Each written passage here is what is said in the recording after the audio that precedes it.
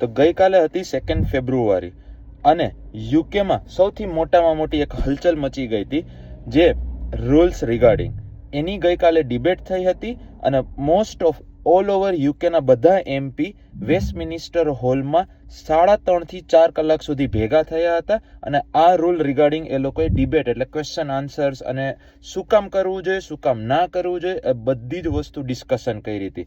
In short તમને એટલું કહી દો કે જે વિઝાના રૂલ ચેન્જીસ થવાના હતા એમાં most of MPs skill worker visa holder ઉપર જે છે અહીંયા માણસો એની તરફ છે.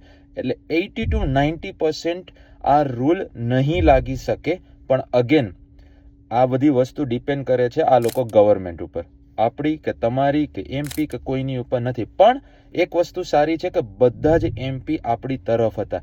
જો તમારે એ જે ડિબેટ તમે ના જોઈ હોય અને તમારે બ્રીફ જોતું હોય ગુજરાતીમાં તો મારી પાસે એમની પીડીએફ છે, હું તમને મોકલાવી આપીશ ડીએમમાં. તમે ખાલી એ પીડીએફ ગુજરાતીમાં વાંચી શકશો તો યુ વિલ બી શ્યોર.